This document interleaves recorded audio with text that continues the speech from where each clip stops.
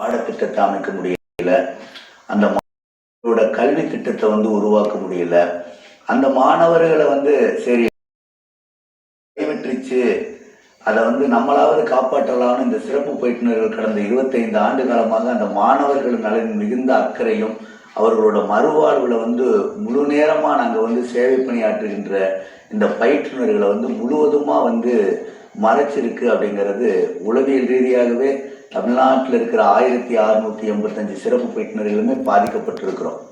ஏன்னா இன்னைக்கு நாங்கள் போராடுகிறதுல மிக முக்கியமாக கேட்குற கேள்வி என்னன்னா, கடந்த 2002 நாங்கள் பணி செய்கிறோம். சொல்லப்போனால் டிபிஇபி 1998 பணி செஞ்சுக்கிட்டு இருக்கிறோம்.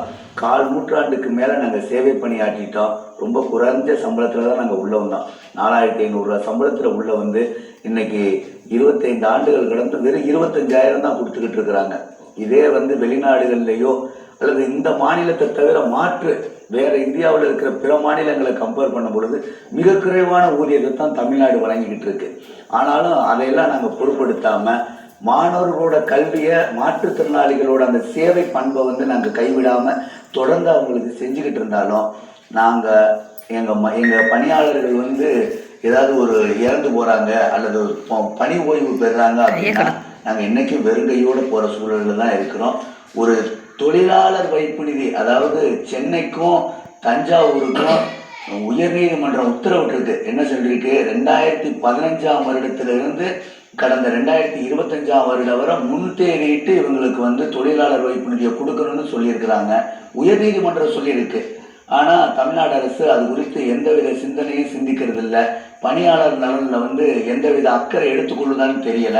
ஆனால் இன்று நாங்கள் இன்றைக்கு 4வது நாளாக போராடிக்கிட்டு இருக்கிறோம். இன்னைக்கு வரைக்கும் எங்களுக்கு கிடைக்க சாத்தியக்கூறுகள் தெரியல. சேதுராமன் சொல்றது ஷாக் நியூஸ். உங்களுக்கு தொழிலாளர் வைப்பு நிதி, பிஎஃப், இந்த மாதிரி விஷயங்கள் இதுல எதுவுமே கிடையாது. எதுவுமே கிடையாது. அப்படியா? சரியான ஒருங்கிணைந்த பள்ளி கல்விங்கிற அந்த ஸ்கீம், அதாவது அனைவருக்கும் கல்வி இயக்கம் வாஜ்பாய் காலத்துல 2002 அறிவிச்ச அந்த ஸ்கீம் உங்களுக்கு கிராஜுவிட்டி எதுவுமே இல்லைங்கய்யா. பென்ஷன் எதுவுமே இல்லைங்கய்யா. 25 ஆண்டு காலம் பணி செஞ்சிருக்கிறோம். அப்படின்னா எப்படி சார்? எங்க வாழ்க்கையை முழுக்க சேவைக்கு அர்ப்பணிச்சிருக்கிறோம். ஆனா தமிழ்நாடு அரசு அதை ஒரு நாளைக்கு 800 ரூபா சம்பளம். 800 ரூபா சம்பளம், அவ்வளவுதானே? ஆமா. 24. ஆமா. கொத்தனார் சம்பளத்தை விட கம்மி தான். கொத்தனாருக்கு 1500. ஆமா. அந்த துறை தப்பா சொல்லல, குறைவா சொல்லல, குறைத்து மதிப்பிடல. இருந்தாலும் நாங்க சொல்ல போனா இது உளவியல் பூர்வமா ஒரு ஐடி சில்ட்ரன் இருக்காங்க, அதாவது இன்டெலக்சுவல் டிசபிலிட்டி, அறிவுசார் குறைபாடுடைய மாணவர்களை அவங்க பெற்றோர்கள் பராமரிக்கிறது கூட கடினம், ரொம்ப கஷ்டம். அவங்கள சைக்கலாஜிக்கலாவும் ட்ரீட் பண்ணணும், அதே நேரத்தில் ஸ்பெஷல் எஜுகேஷனையும் நம்ம கவர் பண்ணணும், தெரபிஸ்ட் சைட்ல இருந்து கவர் பண்ணணும். ஒரு மல்டி டிசிப்ளினரி டீமா சேர்ந்து இந்த சிறப்பு பயிற்றுனர்கள் அவங்கள ஒரு வகுப்பறைக்குள்ள அமர வைக்கிறதே மிகப்பெரிய சவால். இப்ப இதுல சேதுராமன், இதுல டெப்பெண்டம் இருப்பாங்க, காது கேட்பாங்க, அந்த பிள்ளைகள் எல்லாம் ரொம்ப சிரமம் இல்லையா?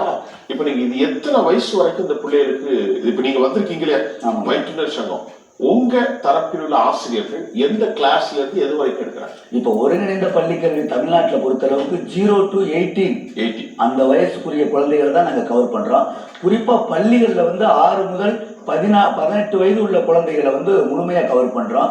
இப்போ உள்ளடங்கிய கல்வி சிஸ்டம் அப்படின்னு பாத்தீங்கன்னா, உள்ளடக்கிய கல்வி சொல்ல போனா அந்த உள்ளடக்கிய கல்வி உலகம் முழுவதும் வெற்றி பெற்ற கல்வி. இன்றைக்கு அதாவது ஒரு ஐடி சில்ட்ரன் மட்டும் படிக்கிற அந்த பள்ளிக்கூடத்துல ஐடி சில்ட்ரன் மட்டும் படிக்கிறாங்க அப்படின்னா, சக குழந்தை அந்த ஐடி சில்ட்ரனுக்கான கேரக்டர் தான் அவங்க பார்ப்பாங்க. அதனால அவங்க புதிய அந்த கேரக்டர் அவங்க கற்றுக்கொள்ள முடியாம போயிடும். அதனால அதை ஒரு நார்மல் பள்ளியில, அதாவது சாதாரண பள்ளியில அவங்கள படிக்க வைக்கிறோம் அப்படின்னா, சாதாரண மாணவர்கள் போல அவங்க கற்றுக்கொள்றதுக்கு பார்த்து கற்றுக்கொள்றதுதானே மாணவர்கள் அதிக திறன். அதை அதிகமா அந்த குழந்தைகள் கற்றுக்கொள்ளும். அந்த கற்றுக்கொள்றது அதனாலதான் உள்ளடங்கிய கல்வி உலகம் முழுவதும் சக்சஸ்ஃபுல் மாடல். அந்த உள்ளடங்கிய கல்வியை தமிழ்நாட்டில் சிறப்பா இப்ப எங்க பயிற்றுனர்கள் பண்றாங்க. ஆனா தமிழ்நாடு பள்ளி கல்வித்துறை அதை பண்ணலைங்கிறது ரொம்ப வியப்புக்குரிய விஷயம். அது குறித்து பள்ளி கல்வித்துறை அதிகாரிகள் சிந்திக்கிறாங்களா, இல்ல பள்ளி கல்வித்துறை அமைச்சகம் சில இடங்கள்ல கோட் பண்றாங்க, நான் இல்லைன்னு மறுக்கல, சில இடங்கள்ல கோட் பண்றாங்க. ஆனா 52 கோடி மாணவர்கள் படிக்கிற இந்த தமிழ்நாட்டுல கிட்டத்தட்ட 1.25 லட்சம் மாற்றுத்திறன் மாணவர்கள் இருக்கிறாங்க. 1.25 லட்சம் மாற்றுத்திறன் மாணவர்கள் இருக்காங்க. அவங்களுக்கான கல்வியும் கொடுக்கறது தான் ஆர்டி, ரைட் டு எஜுகேஷன். அப்படி கூட அவங்களுக்கான கல்வியை ஏன் கொடுக்க மறுக்கிறாங்கன்னு எனக்கு தெரியவே இல்லை சார். இடைவெளிக்கு அப்புறம் தொடர்ந்து பேசுவோம். கண்டிப்பா சார். நேர்களே, ஒரு சிறு இடைவெளிக்கு